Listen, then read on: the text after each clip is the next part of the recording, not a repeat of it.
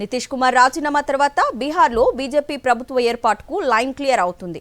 సాయంత్రం 4 గంటలకు పట్నాలో బీజేపీ శాసనసభాపక్ష సమావేశం జరగనుంది. ఇందులో బీజేపీ ఎల్పీ నేతను ఎన్నుకుంటారు పార్టీ ఎమ్మెల్యేలు. కేంద్ర మంత్రి శివరాజ్ సింగ్ చౌహాన్ అధిష్టానం పరిశీలకులుగా ఈ భేటీకి హాజరవుతున్నారు.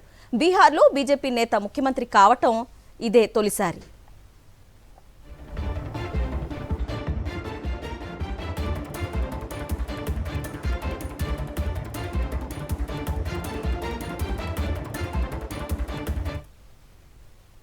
రెండు 243 సీట్లున్న బీహార్ శాసనసభలో ఎన్డీఏకి 202 మంది సభ్యుల బలం ఉంది.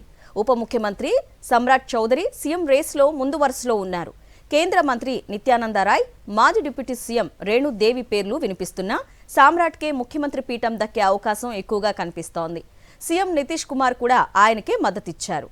గత నితీష్ సర్కార్లోనూ డిప్యూటీ సీఎంగా పనిచేశారు సామ్రాట్ చౌదరి. బీహార్ రాజకీయాలతో పాటు పాలనపైన పట్టుంది.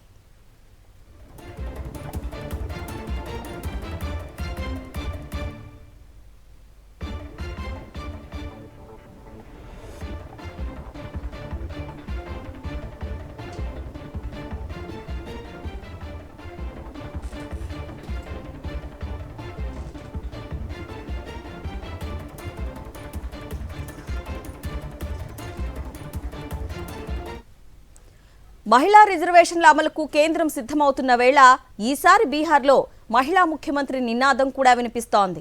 దీంతో రేణుదేవి, శ్రేయాసి సింగ్ తదితరుల పేర్లు తెరపైకొచ్చాయి.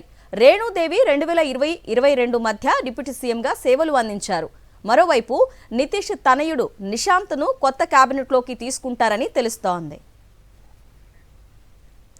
రైట్, దీనిపై అప్డేట్స్ మా ప్రతినిధి ఢిల్లీ నుంచి వెంకటేష్ని అడిగి తెలుసుకుందాం. వెంకటేష్, ఇప్పుడు ప్రాధాన్యం ఎవరికి ఉంటుంది? బీహార్ ముఖ్యమంత్రి నితీష్ కుమార్ తన కేబినెట్ ను రద్దు చేస్తూ కొద్దిసేపటి కిందటే నిర్ణయం తీసుకున్నారు. సో ఆ నేపథ్యంలో కొత్త ముఖ్యమంత్రి నియామకానికి మార్గం ఏర్పడింది. సో కొత్త కేబినెట్ కూడా ఏర్పడబోతోంది. సో కొత్త ముఖ్యమంత్రి ఎవరవుతారన్న దానిపైన అయితే ఈ రోజు మధ్యాహ్నం 4 గంటలకు బీజేపీ లెజిస్లేచర్ పార్టీ సమావేశాన్ని ఏర్పాటు చేశారు. సో ఆ లెజిస్లేచర్ పార్టీ సమావేశంలో కొత్త నాయకుడిని ఎన్నుకోబోతున్నారు. సో ఈ కొత్త నాయకుడు ఎవరు అనేది ఎమ్మెల్యేలందరూ ఎన్నుకోవాల్సి ఉంటుంది. అయితే బీజేపీ అధిష్టానం మధ్యలో ఎవరున్నారన్న దానిపైన ప్రస్తుతం సర్వత్రా చర్చ జరుగుతుంది. ఒకవైపు మహిళా రిజర్వేషన్ బిల్లు గురించి ప్రధానమంత్రి ప్రతిరోజు ఈ అంశం పైన చాలా ప్రాధాన్యత అంశంగా ఆయన మాట్లాడుతున్నటువంటి నేపథ్యంలో ఖచ్చితంగా ఈసారి మహిళలకు ముఖ్యమంత్రి పదవి అప్పగిస్తారనేటువంటి చర్చ జోరందుకుంది. సో ఆ నేపథ్యంలో ప్రస్తుతం మంత్రిగా కొనసాగుతున్నటువంటి రేణుదేవికి ఈసారి కేబినెట్ లో ఉన్నటువంటి రేణుదేవికి ముఖ్యమంత్రి పదవి వరించేటువంటి అవకాశం ఉందనే ఒక చర్చ జరుగుతుంది.